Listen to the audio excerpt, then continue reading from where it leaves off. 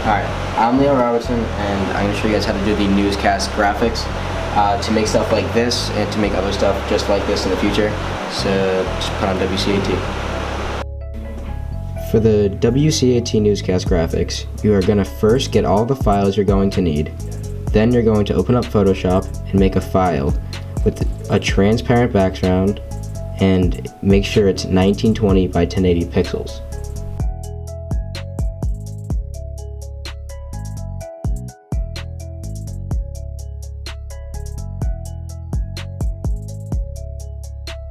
Once you have made your file, you're going to want to use the square tool and make a square at the top left portion of the screen and make it good enough to show a photo in it, just so you can have it at the top so it doesn't block too much and it doesn't show like not enough of it.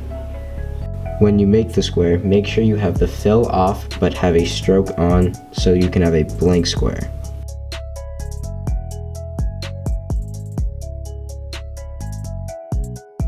After you make that, you're going to want to make a smaller rectangle right below it so you can have text below the graphic, and you want it to be overlapping the bottom of the square, but you also want it to have good vertical area for it.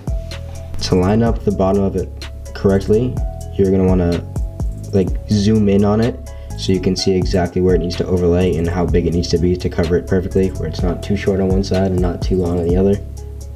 After you do that, you're going to want to make sure that you put on blending options and choose to what you like for the square so it doesn't look just plain and basic, so you can have a little variety in each thing.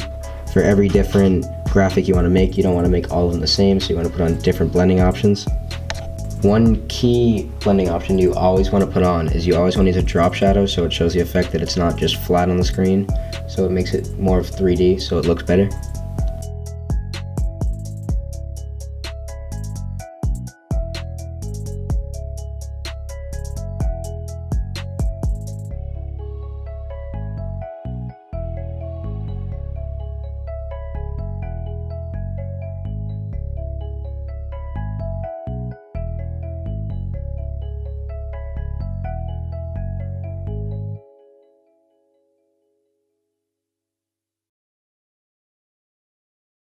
After you get the square to your liking, with the bottom one, you want to make sure the fill is on so you can have a little background so the text is not just floating on nothing, so it has a surface so it doesn't look like it's just right there.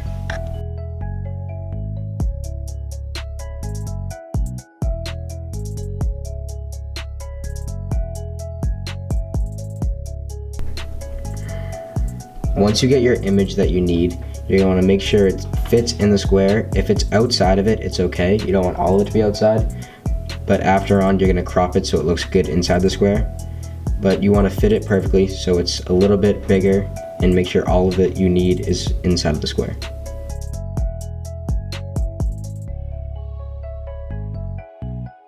Make sure the image doesn't look just cropped out. You're going to want to use your magic wand tool or the select tool to select the parts that are going outside of the square.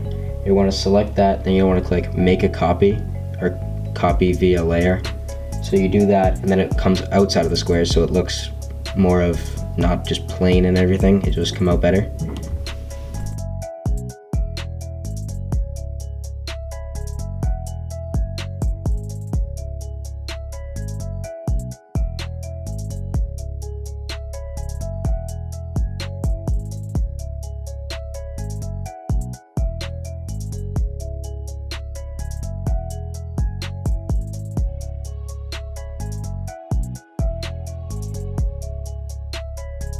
Once you have everything settled out with the new layer and everything, you go back to the original image and start using your eraser tool carefully along the edges, and you want to start removing the extra of it. It doesn't matter if you erase part of your original or the layer you copied, because once you apply that back on, it's going to look the same thing as before. It's going to look like it's popping out and everything.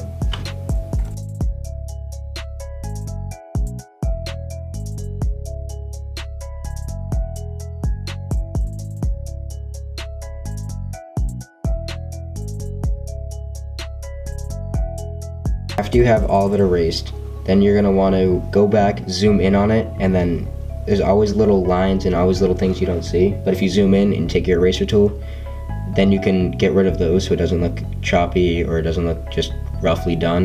You want to go back into that, clear all that stuff out, and along the edges of stuff, because the select tool doesn't work as well, you want to remove all the extra stuff that you do not need.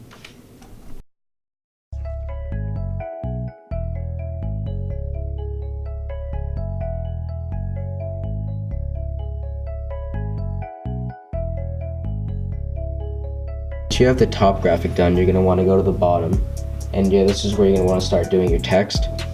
With the text, you're not going to want to use like a plain Arial font. You're going to want to make it look a little bit better than that, but don't make it too crazy because it's going to look very cliche and stuff. But if you have it like that, you're going to want to write, you're going to come up with a nice slogan for it so it doesn't look just plain text and everything. You're going to want to, it takes a little while to think of and stuff, but once you get it, you're going to want to do that. And then once you do that, you need to go back into blending options and stuff, which you'll see I'll do in a second. And after you do that, it's going to be, look at, like, put more blending options once maybe you didn't use in the actual graphic and everything else like that. And with all that, it's going to come out very nice and it will look clean.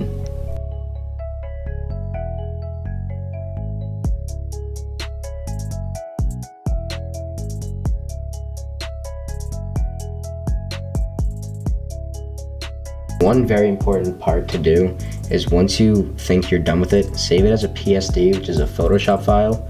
Once you have it as that, that means you can double click back into it and it'll bring up your image where you can edit it. And then also save as a PNG. If you save as a PNG, then that means like that's your final thing. If you don't like how the PNG looks, you go back into the PSD, edit up more, then make sure you resave your PSD, so it's your new save PSD, and do a new PNG until you get to your final.